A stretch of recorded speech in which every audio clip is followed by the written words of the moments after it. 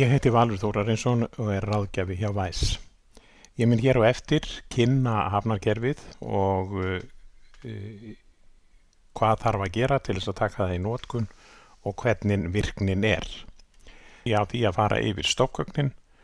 Í öðrum hlutanum það skipa umferðin og skráning hennar. Í þriðja hlutanum það síðan reikningagerð og í fjórða hluta fyrirspurnir og skýrslur. En nú skulum við byrja á því að fara yfir stofngögnin. Og þá skulum við skipta yfir og loka þessum hluta og fara í kerfið sjálft. Hér erum við komin inn í hafnarkerfið, inn í Væs, og þá sjáum við hérna valmyndina sem þá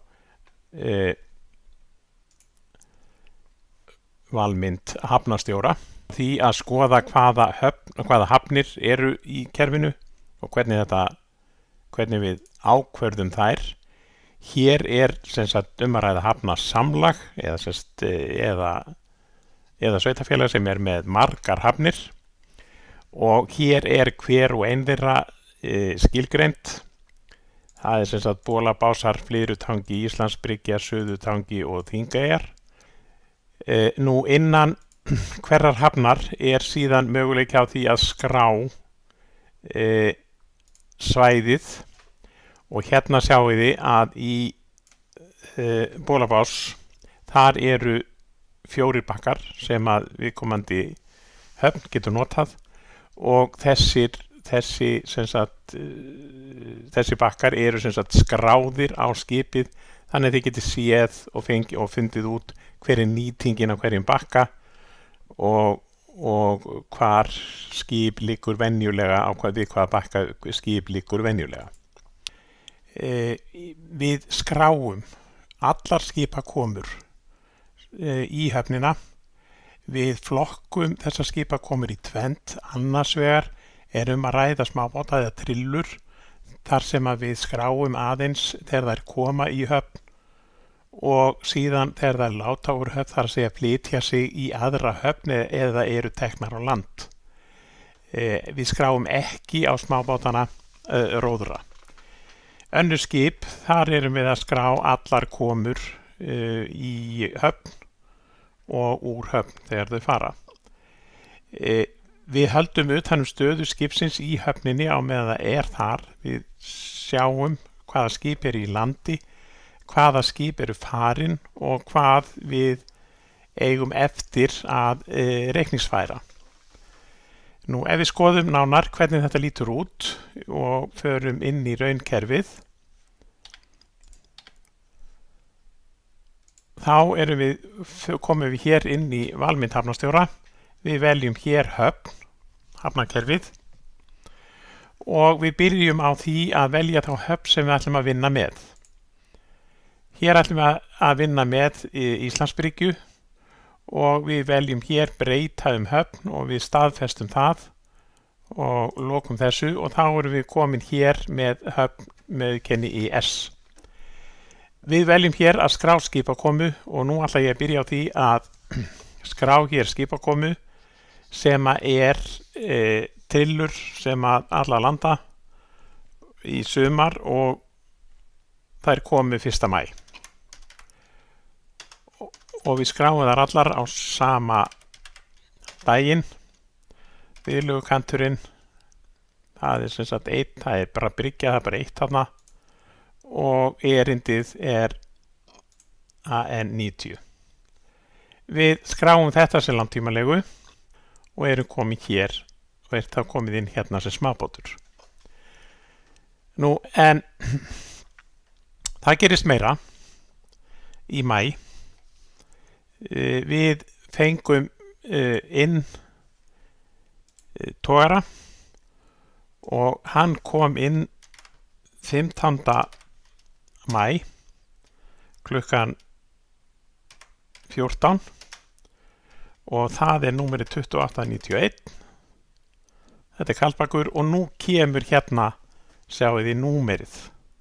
Viðlegukanturinn og erindi, það kemur sjálfkrafa. Það vegna þess að í skipaskránni sjálfri þá búið að skrá hérna sjálfgefin höfn IS, sjálfgefin viðlegukantur 1 og LA00. Þannig að þegar að þetta er með þessum hætti, þá kemur þetta sjálfkrafa upp þegar við skráum skipið inn.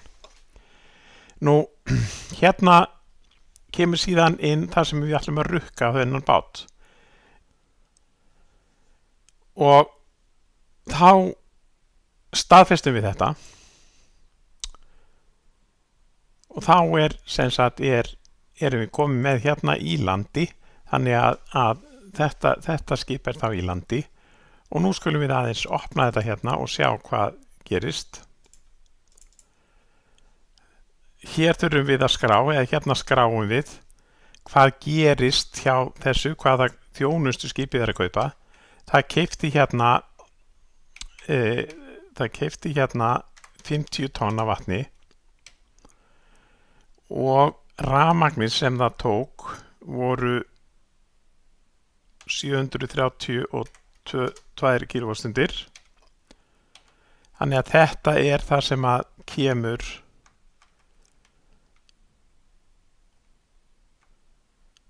inn á skipið. Nú, við erum komin að því að skrá brottför á þetta skip og brottfarardagsetningin hérna er 17.5.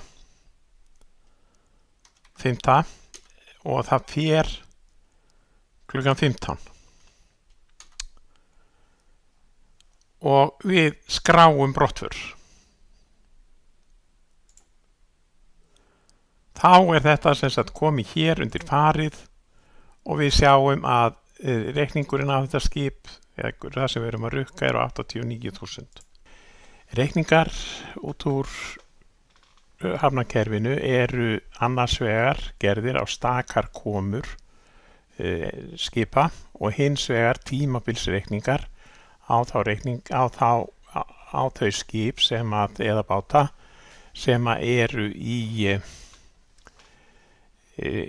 reikningsviðskiptum eða eru rukkaðir mánaðarlega, ársfjórðungslega, hálfsárslega eða einu sinni á ári. En aðrir reikningar, eins og reikningar vegna aflagjalda, þeir fara ekki í gegnum hafnakerfið sem slíkt. Nú, ef við kíkjum þá nánar á kerfið og skoðum hvernig þetta lítur út í raunveruleikanum, þá skulum við skipta hér yfir. Þá erum við komið hér inn í Navision og við erum hérna með hafnarstjóran og við förum hér inn á höfn. Og höfnin sem við höfum verið að vinna með er IS, þannig að hún er valin hérna, þannig að við þurfum ekkert að hugsa um það.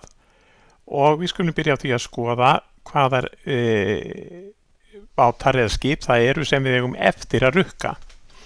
Þá er það í fyrsta lagi kaldbakur og þetta skemmtiferðaskip sem við eigum eftir að gera reikning á og síðan eigum við eftir að gera reikninga fyrir maí, fyrir þessa smábáta sem við skráðum inn 1. maí og við skulum byrja á þeim.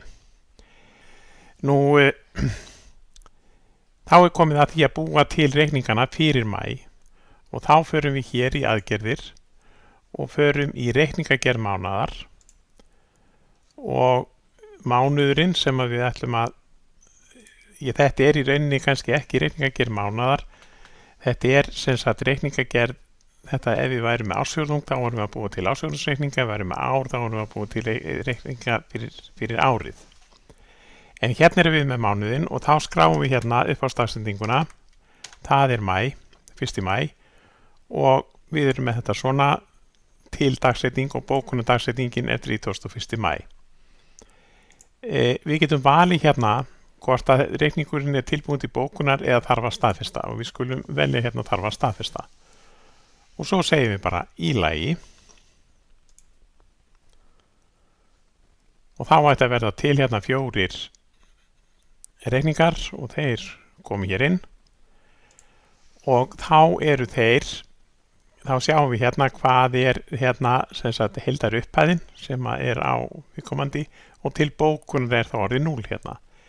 En ef við förum nú inn í sölreikninga þá eru reikningarnir komnir hérna. og við skulum skoða það sem við áttum eftir hér. Það voru það var kaldbakur. Hér gerum við þetta aðeins öðruvísi. Hér veljum við núna, þetta er allt rétt, við vorum búin að fara yfir þetta og þetta er allt eins og þetta á að vera, og þá veljum við hérna reikningsfæra og þá verður til reikningur á kaldbak og hann opnast hér og þá sjáum við að hérna kemur í textan sem kemur inn á viðskiptamannin kaldbakur og fyrir hvaða tíma þetta er, 15.5. til 17.5. Nú staða vinnslu getur verið þarf að staðfesta, og ef að það þarf að staðfesta, þá er ekkert að bóka reikningin fyrir að búið að fara yfir hann. Þannig að það er svona til það enda ef að þið viljið tryggja að það verði ekki bókað í ógáti eitthvað sem að þið eruð með í vinnslu. Nú þá er í rauninni bara eftir að bóka þessa reikninga og þeir eru allir klárir. Núna getum við verið með stillingar sem eru mismunandi. Við gætum verið með stillingar sem að þýðir það að sem að gera það að verkum að þessi reikningar myndu fara í sendiskrá til banka og myndu fara út leið og við bókum þá. Við getum líka valið að bóka og senda, þá erum við að bóka það og senda við tölvupósti, eða við getum valið hérna að fjöldabóka og við skulum bara gera það. Og bókunardagsningurinn, við breytum engu hérna, þetta er bara svona, segjum bara í lagi. Við getum verið með fyrirspurnir á skip, þar að segja hvað skipið er búið að koma oft og hvaða hefur verið rukkað Við getum verið með fyrirspurnir á skipakomur, þar að segja séð einstakar skipakomur. Nú við getum verið spurst fyrir á viðskiptamenn, séð og þá erum við að skoða reikninga sem gerðir hafa verið á viðkomandi viðskiptamenn og því á hvaða skip það er. Og síðan er til hafnateningur, en þá þakka ég fyrir.